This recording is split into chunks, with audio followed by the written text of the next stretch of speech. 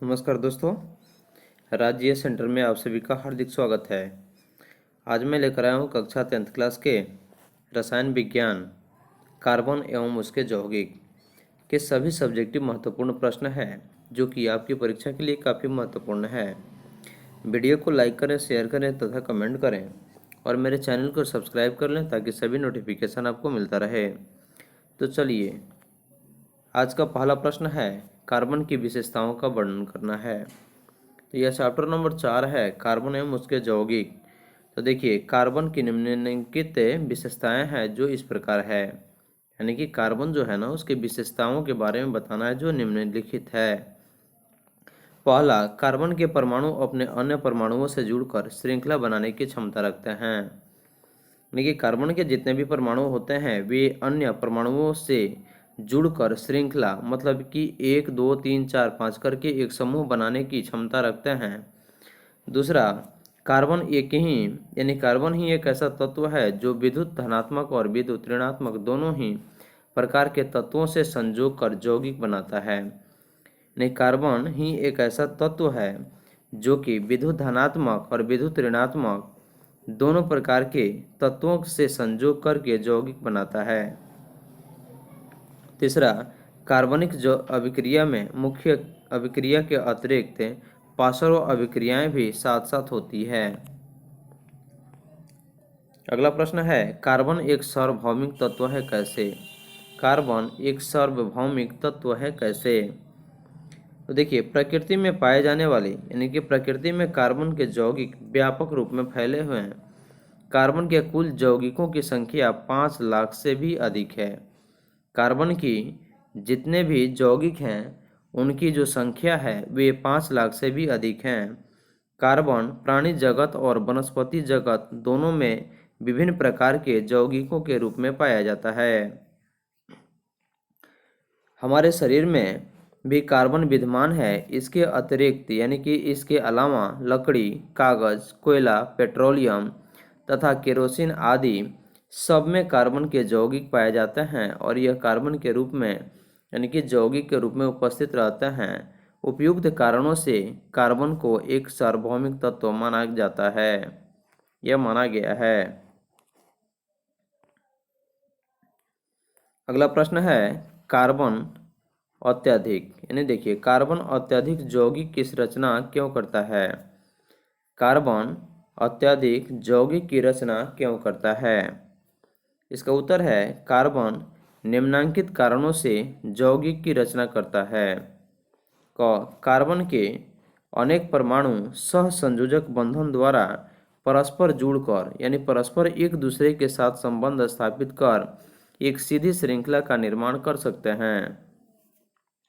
Carbon में जी यह विलक्षण गुण विद्यमान है, यानी कार्बन में जो यह विलक्षण गुण विद्यमान है कि वह विद्युत धनात्मक एवं विद्युत ऋणात्मक दोनों तरह के तत्वों से संयोग करके यौगिक की रचना कर सकता है। कार्बन के यौगिक समचयता प्रदर्शित करते हैं। अगला प्रश्न है, कार्बनिक यौगिक के महत्व को लिखें। यानी कार्बनिक यौगिक जो है उसके महत्व किस प्रकार से है, इन सभी के बारे में लिखना है। तो देखिए, कार्बनिक यौगिकों का महत्व हमारे दैनिक जीवन में एक महत्वपूर्ण स्थान रखता है। सुबह से लेकर के शाम तक जिन वस्तुओं को हम इस्तेमाल करते हैं वे सभी कार्बनिक यौगिकों के बने होते हैं। कहने का मतलब कार्बनिक यौगिकों का जो महत्व है वो हमारे दैनिक जीवन में काफ़ी महत्वपूर्ण स्थान रखता है। जो सुबह से शाम तक जिन वस्तुओं को हम इस्तेमाल करते हैं यानी कि प्रयोग करते हैं वे सभी कार्बनिक यौगिकों के बने होते हैं। वे सभी कार्बनिक यौगिकों के भी बने होते हैं, जैसे साज यानी कि श्रृंगार से लेकर शांति एवं शुद्ध के दिनों में भी कार्बनिक यौगिक का बहुत उपयोग होने लगा है। हमारे भोजन में कपड़ा, कागज, साबुन, लकड़ी, स्याही, दवा, कीटनाशक दवाएं, विस्फोटक पदार्थ, वायुयान, रेल, बस, ट्रक, मोटरसाइकिल आदि को चलाने के लिए पेट्रोल, डीजल, कार्बनिक यौगिक का उपयोग किया जाता है। अगला प्रश्न है, जैव शक्ति के सिद्धांत को लिखें। शुरू में ऐसी धारणा थी कि कार्बनिक यौगिक केवल जैव पदार्थों में ही पाए जाते हैं। इस आधार पर स्वीडन के रसायन शास्त्री बर्जिलियस ने यह कल्पना की कि कार्बनिक यौगिक एक क्या है महान शक्ति के प्रभाव से बनते हैं और उस शक्ति के वे नहीं बन सकते, अर्थात उन्हें प्रयोगशाला में नहीं बनाया जा सकता है। यह सिद्धांत जैव शक्ति के सिद्धांत के नाम से भी प्रसिद्ध हुआ। अगला है, कार्बन के दो अपरूपों के लिखें। यानी कार्बन का दो अपरूप, पहला हीरा तथा दूसरा ग्रेफाइट और कोयला है। यानी कार्बन के दो अपरूप हीरा, ग्रेफाइट तथा कोयला है। अगला प्रश्न है, हीरा तथा ग्रेफाइट के गुणों को लिखें। तो हीरा के गुण, सबसे पहले हीरा के बारे में हम जानते हैं कि हीरा क्या है। तो हीरा की संरचना में प्रत्येक कार्बन परमाणु 4 पड़ोसी कार्बन परमाणुओं द्वारा सहसंयोजी बंधन बनाते हैं। पहला, इसका अपवर्तनांक उच्च होता है। दूसरा, यह विद्युत के कुचालक होता है। तीसरा, यह विद्युत का यानी कि यह कठोर होता है। अगला, हीरा और ग्रेफाइट में अंतर। तो देखिए, हीरा और ग्रेफाइट में अंतर यही है कि हीरा विद्युत का सुचालक होता है, यह अधिक कठोर होता है, इस अधिक चमकीला होता है तथा इससे आभूषण यानी कि गहने तैयार किए जाते हैं। जबकि ग्रेफाइट में यह विद्युत का सुचालक होता है, यह मुलायम होता है तथा इसमें चमक नहीं पाई जाती है। ग्रेफाइट में चमक नहीं पाई जाती है, इससे आभूषण नहीं बनाया जाता है। अगला प्रश्न है, अकार्बनिक यौगिक और कार्बनिक यौगिक में अंतर स्पष्ट करें। देखिए, अकार्बनिक यौगिक और कार्बनिक यौगिक में अंतर स्पष्ट करें। इसका सही उत्तर है, अकार्बनिक यौगिक और कार्बनिक यौगिक में निम्नलिखित अंतर है जो इस प्रकार है। पहला, अकार्बनिक यौगिक। अकार्बनिक यौगिक प्रायः रंगहीन होता है। इसके क्वथनांक एवं गलनांक उच्च होते हैं। यह कठिनाई से जलते हैं। अकार्बनिक यौगिक प्रायः जल में विलेय परंतु कार्बनिक विलायकों में अविलेय होते हैं। कार्बनिक यौगिकों की अपेक्षा यह सरल होता है यानी कि आसान होता है। अब कार्बनिक यौगिक, देखिए कार्बनिक के यौगिक में खास रंग एवं गंध वाले होते हैं। इसके क्वथनांक एवं गलनांक अकार्बनिक यौगिकों की अपेक्षा कम होती है। यह आसानी से जलते हैं। कार्बनिक यौगिक कार्बनिक विलायकों में विलेय परंतु जल में प्रायः अविलेय होते हैं। कार्बनिक यौगिक प्रायः जटिल होते हैं। नहाने का साबुन और कपड़ा धोने के साबुन में क्या अंतर है? नहाने के साबुन और कपड़ा धोने के साबुन में निम्नलिखित अंतर है जो इस प्रकार है। पहला, यह उत्तम किस्म के तेल या वसाओं से बनाया जाता है। इसमें मुक्त क्षार नहीं रहता है। यह सुगंधित होता है तथा इसमें पूरक पदार्थ नहीं मिलते हैं। जबकि कपड़ा धोने के साबुन में यह निम्न किस्म के सस्ते या तेल वसाओं से बनाया जाता है। इसमें मुक्त क्षार अवस्थित रहता है। इसमें अच्छा गंध नहीं होता है तथा इसमें पूरक पदार्थ नहीं मिल रहते हैं। अगला प्रश्न है, हीरा कठोर होता है क्यों? यानी कि हीरा अत्यधिक कठोर होता है क्यों? इसका सही उत्तर है, हीरा की संरचना में प्रत्येक कार्बन परमाणु 4 पड़ोसी कार्बन परमाणुओं द्वारा जुड़कर सहसंयोजी बंधन बनाता है। हीरे के अलावा कार्बन परमाणुओं का बना होता है जो मजबूती के साथ सहसंयोजी बंधनों के जालक के रूप में परस्पर बंधे रहते हैं। इसी कारण हीरा प्रकृति पदार्थों में सबसे कठोर मात्रा में पाया जाता है या सबसे अधिक कठोर होता है। अगला प्रश्न है, ग्रेफाइट का उपयोग मशीनों के पार्ट्स पुर्जों में शुष्क स्नेहक के रूप में क्यों किया जाता है? तो देखिए इसका सही उत्तर है ग्रेफाइट काला और अपारदर्शी होता है। ग्रेफाइट कैसा होता है? काला और अपारदर्शी होता है। इसकी संरचना में कार्बन के परमाणु षष्ठकोणीय जालक के द्वारा सहसंयोजी बंधन बनाते हैं और इन कार्बन परमाणुओं के दो अस्त्र पत्रों के बीच का आकर्षण यानी कि एक दूसरे को अपनी ओर खींचना यानी कि बल कमजोर होता है। अतः ढीली परतदार संरचना के कारण ग्रेफाइट मुलायम होता है। क्या होता है? ग्रेफाइट जो होता है वह मुलायम होता है। इसी कारण इसका उपयोग मशीनों के पार्ट्स पुर्जा में शुष्क संवाहक के रूप में किया जाता है। शुष्क स्नेहक के रूप में इसका उपयोग किया जाता है। अगला प्रश्न है हीरा विद्युत का कुचालक तथा ग्रेफाइट विद्युत का सुचालक क्यों होता है? इसका सही उत्तर है, सबसे पहले हम देखते हैं कि हीरा क्या है। तो हीरा की संरचना समचतुष्फलकीय होती है। कार्बन परमाणुओं के संयोजी शेल के चारों इलेक्ट्रॉन चार कार्बन परमाणुओं के एकल बंधन द्वारा जुड़े रहते हैं। इस कारण हीरा के रवा में चलायमान इलेक्ट्रॉन नहीं पाए जाते हैं। अतः हीरा विद्युत का कुचालक होता है, जबकि ग्रेफाइट में इलेक्ट्रॉनों की संरचना पुष्टकोणीय यानी कि पुष्टकोणीय जालक के रूप में होती है और इनकी सभी आकर्षण बल उच्च होता है। ग्रेफाइट में मुक्त इलेक्ट्रॉन रहते हैं जो संपूर्ण रवा जालक में गमन कर सकते हैं, इसलिए ग्रेफाइट विद्युत का सुचालक होता है।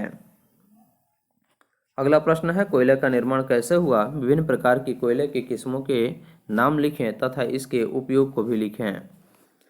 ऐसी मान्यता है कि आज से हजारों वर्ष पूर्व भूकंप और ज्वालामुखी के फटने के कारण पृथ्वी यानी कि जंगल जो था ना, यह पृथ्वी तल के नीचे दब गई और वायु की अनुपस्थिति में उच्च ताप और दाब के कारण जंगल की लकड़ियां का परिवर्तन होने से यानी कि जंगल की जो भी लकड़ियां थी वह परिवर्तित हो करके और कोयला का रूप धारण कर लिया। इस तरह से कहा जाता है कि कोयले का निर्माण हुआ।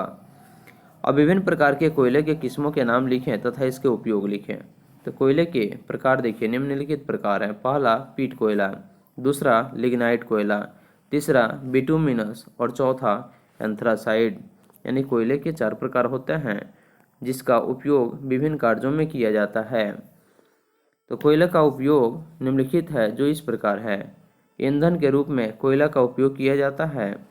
ईंधन गैसों के निर्माण में कोयला का उपयोग किया जाता है तथा संश्लिष्ट पेट्रोल के उत्पादन में कोयले का उपयोग किया जाता है। इस तरह से कोयले का निर्माण हुआ तथा कोयले के चार प्रकार होते हैं पीट कोयला, एंथ्रासाइड, लिग्नाइट तथा बिटुमिनस, जिसका उपयोग ईंधन के रूप में या संश्लिष्ट पेट्रोल के उत्पादन में किया जाता है। अगला प्रश्न है कोक कैसे बनना यानी कोक कैसे बनता है और इसका उपयोग को लिखें। तो देखिए वायु की अनुपस्थिति में कोयले को गर्म करने से इसकी सभी वाष्पशील अवयव निकल जाते हैं और जो अवयव बचता है उसे कोक कहते हैं। यानी कि वायु की अनुपस्थिति में यानी कि जब वायु नहीं रहता है तो अब कोयले को गर्म करने से इसके जितने भी वाष्पशील अवयव होते हैं वे क्या होते हैं? निकल जाते हैं और जो अवयव बचता है उसे ही क्या कहते हैं? हम कोक कहते हैं, जिसका उपयोग निम्नलिखित इस प्रकार है।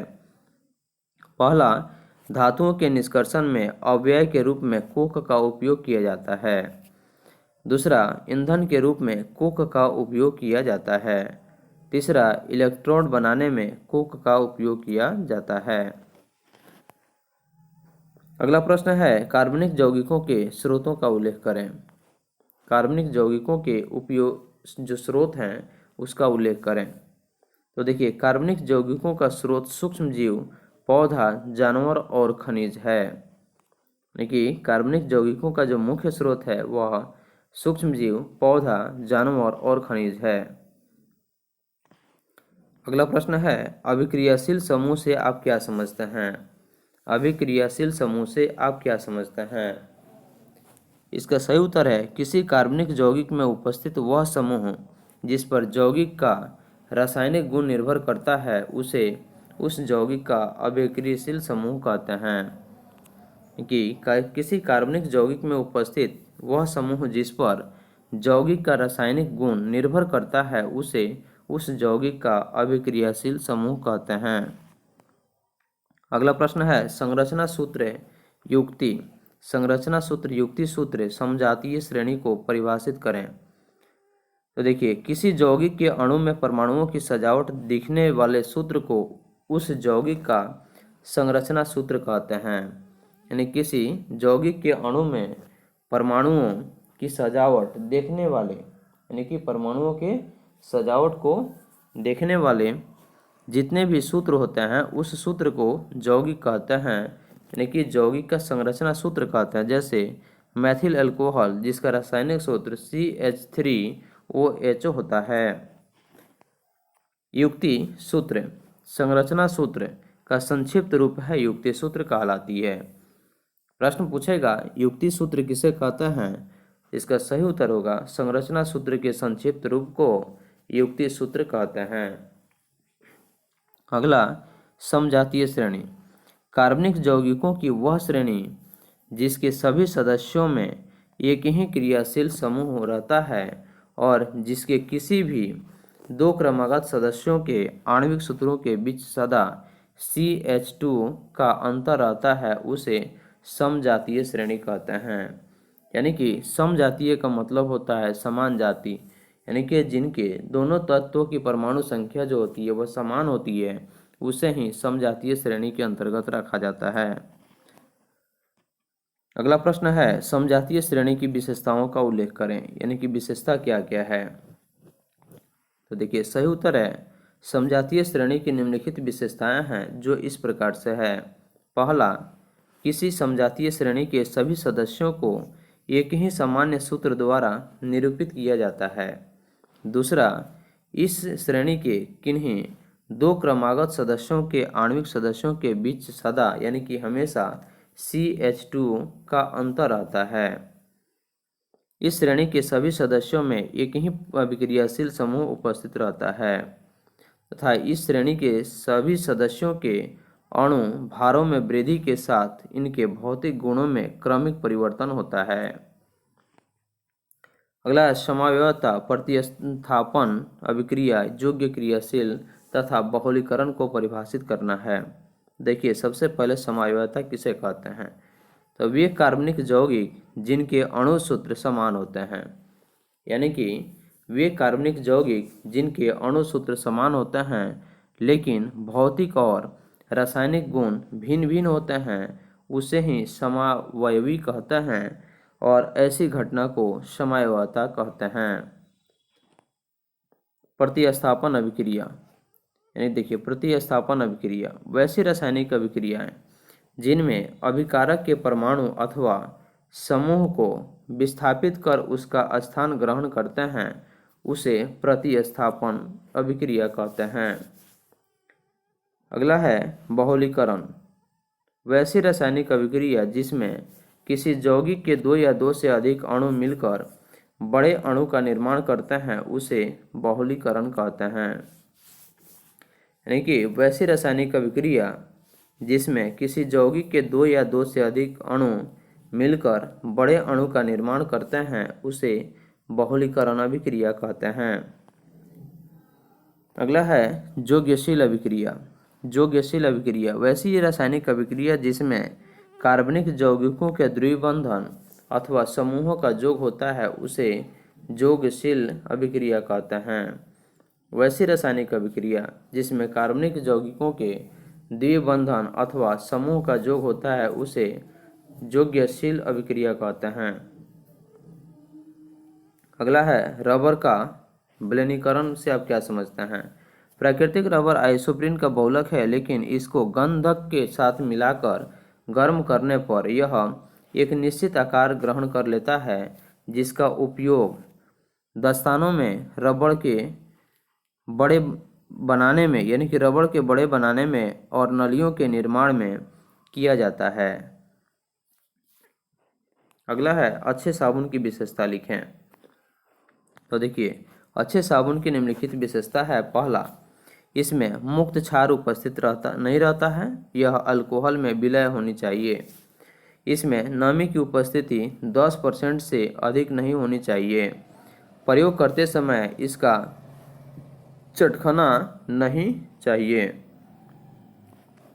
अगला प्रश्न है विभिन्न प्रकार के साबुनों का उल्लेख करें। तो सबसे पहले विभिन्न प्रकार के साबुन निम्नलिखित हैं। पहला, कठोर साबुन। यह सस्ते तेलों और वसाओं की अभिक्रिया सोडियम हाइड्रोक्साइड से बनाया जाता है।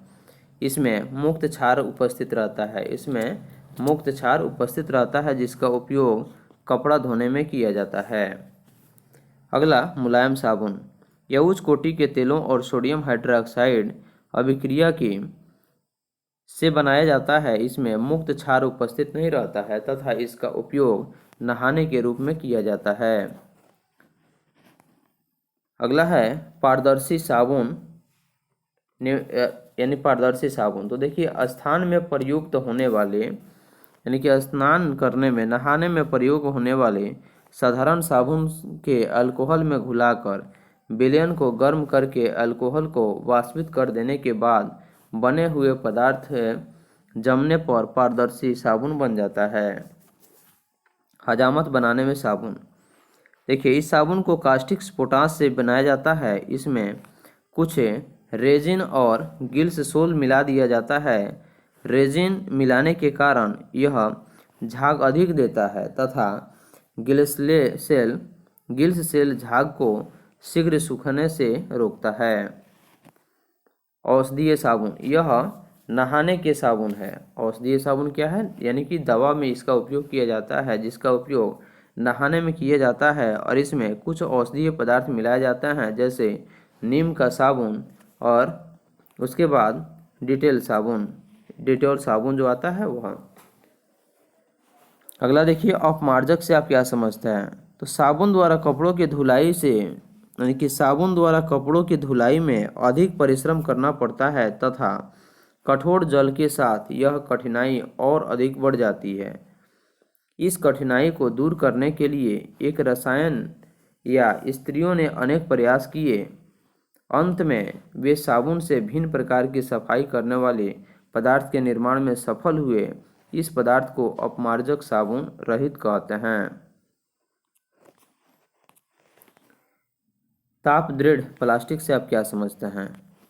यह कठिनाई से जलते हैं वैसा प्लास्टिक जिसको गर्म करके मुलायम बना लेने के बाद मनोवांछित आकार में ढाल लिया जाता है और ठंडा होने पर यह कठोर बन जाता है। वैसे प्लास्टिक को तापदृढ़ प्लास्टिक कहते हैं। जैसे बैकेलाइट से प्लास्टिक का उदाहरण है। इस प्लास्टिक का उपयोग बिजली के सामान, रेडियो, टेलीविज़न, टेलीफोन के रिसीवर आदि बनाने में किया जाता है। अगला प्रश्न है नाइलॉन क्या है। एडिमिक अम्ल और मेथिलीन डाइएमीन के अनेक अणु संजोकर उच्च बहुलक बनाता है जिसे नाइलॉन कहते हैं। इसका उपयोग मछली पकड़ने के जाल बनाने, रस्सी बनाने, पैराशूट के निर्माण में तथा टायर बनाने में और वस्त्र बनाने आदि में किया जाता है। अगला है अल्कोहल से आप क्या समझते हैं, इसके गुणों को लिखें। तो एल्किल हैलाइड को जलीय सोडियम हाइड्रोक्साइड के साथ गर्म करने पर अल्कोहल प्राप्त होता है। इसके गुण: साधारण अल्कोहल द्रव होते हैं और यह विद्युत के कुचालक होते हैं।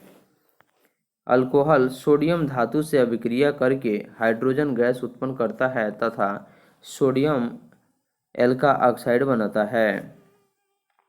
अल्कोहल ज्वलनशील होते हैं। यह वायु या ऑक्सीजन में हल्की नीली ज्वाला के साथ जलकर कार्बन डाइऑक्साइड और जल बनाते हैं।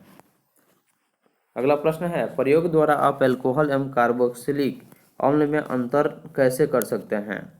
तो इसका उत्तर है प्रयोग द्वारा हम अल्कोहल एवं कार्बोक्सिलिक अम्ल में अंतर निम्नलिखित प्रकार से कर सकते हैं। पहला, अल्कोहल का लिटमस पत्र पर प्रभाव यानी कोई प्रभाव नहीं पड़ता, जबकि कार्बोक्सिलिक अम्ल नील लिटमस पत्र को लाल कर देता है। अल्कोहल 2NH2CO3 से अभिक्रिया नहीं करती है, जबकि कार्बोक्सिलिक अम्ल Na2CO3 से अभिक्रिया करके कार्बन डाइऑक्साइड गैस बनाती है। अगला है, कार्बन एवं उसके यौगिकों का उपयोग अधिकतर कार्यों में ईंधन के रूप में क्यों किया जाता है? तो देखिए सही उत्तर है, कार्बन एवं उसके यौगिकों का उपयोग अधिकतम कार्यों में ईंधन के रूप में निम्नलिखित कारणों से होता है। पहला, यह दहन के फलस्वरूप अत्यधिक ऊष्मा देता है। इसमें कार्बन एवं हाइड्रोजन की मात्रा अधिक होने के कारण इसका ज्वलन ताप समान होता है। इसका रख रखाव आसान होता है तथा इसके दोहन पर दहन पर नियंत्रण संभव है। अगला प्रश्न है, ऑक्सीजन तथा एथाइन के मिश्रण का दहन वेल्डिंग में किया जाता है। आप बता सकते हैं कि एथाइल तथा वायु के मिश्रण का उपयोग क्यों नहीं किया जाता है? तो एथाइल ऑक्सीजन में जलकर ऑक्सी एसिटिलीन ज्वाला उत्पन्न करती है जिसका ताप लगभग 3000 डिग्री सेल्सियस होता है, इसलिए इसका उपयोग वेल्डिंग में किया जाता है। इसका उपयोग वेल्डिंग करने में किया जाता है। एथाइन के साथ जो वायु के साथ मिश्रण कर वह दहन की क्रिया कराने से एथाइन को दहन के लिए पर्याप्त ऑक्सीजन नहीं मिल पाता है, क्योंकि वायु में ऑक्सीजन, नाइट्रोजन, कार्बन डाइऑक्साइड, निष्क्रिय गैस आदि मिली रहती है जो ऑक्सीजन की आपूर्ति को बाधित करती है। अतः एथाइन के दहन के लिए वायु के मिश्रण का उपयोग नहीं किया जाता है। अगला प्रश्न है, साबुन और अपमार्जक में क्या अंतर है, स्पष्ट करें। देखिए, साबुन और अपमार्जक में निम्नलिखित अंतर है। पहला, साबुन यह उच्च वसा अम्लों के साथ सोडियम लवण है। यह कठोर जल से कठिनाई से झाग देता है तथा सफाई का कार्य ठीक से नहीं करता है। यह जल में कम घुलनशील होता है। इसका निर्माण वनस्पति तेल और वसा से होता है। इसमें साफ करने की क्षमता कम होती है। अगला, अपमार्जक यह लंबी श्रृंखला वाले सल्फोनिक अम्ल के सोडियम लवण है। यह कठोर जल में आसानी से झाग देता है तथा सफाई का कार्य भी ठीक से करता है। यह जल में अधिक घुलनशील होता है। इसका निर्माण कोयले तथा पेट्रोलियम से होता है। इसमें अधिक होता है।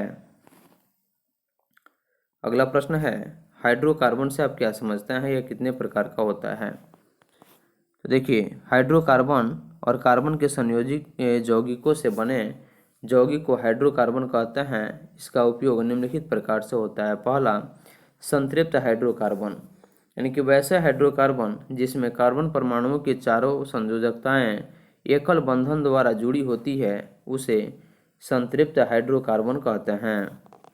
दूसरा, असंतृप्त हाइड्रोकार्बन वैसा हाइड्रोकार्बन जिसमें कार्बन परमाणुओं के चारों संयोजकताएं हाइड्रोजन से संतृप्त नहीं रहती है उसे असंतृप्त हाइड्रोकार्बन कहते हैं। एलिसाइक्लिक हाइड्रोकार्बन वैसा कार्बनिक यौगिक जिनके गुण संतृप्त और असंतृप्त कार्बन अणु के समान होते हैं लेकिन उनकी संरचना वलय की संरचना जैसी होती है उसे एलिसाइक्लिक हाइड्रोकार्बन कहते हैं। अगला, एरोमेटिक हाइड्रोकार्बन वैसे हाइड्रोकार्बन जिसमें कार्बन के कम से कम 6 परमाणु एक बंध श्रृंखला में रहते हैं और वे आपस में एकल बंधन तथा द्विबंधन से जुड़े रहते हैं उसे एरोमेटिक हाइड्रोकार्बन कहते हैं। अगला, अल्कोहल के उपयोग। तो देखिए, सबसे पहले हम देखते हैं कि अल्कोहल का उपयोग कहाँ किया जाता है। निम्नलिखित जगहों पर। पहला, ईंधन तथा विलायक के रूप में इसका उपयोग किया जाता है। दूसरा, शराब, बियर, विस्की तथा अन्य शराब बनाने में इसका उपयोग किया जाता है। ठंडे देशों के वाहनों के रेडिएटरों में इसका उपयोग किया जाता है तथा मृत जीवी या पौधे के संरक्षण में इसका उपयोग किया जाता है। तेल, इत्र, रंग, पारदर्शक साबुन, कृत्रिम रबर, पॉलीथीन, विभिन्न प्रकार के दवाओं में इसका उपयोग किया जाता है।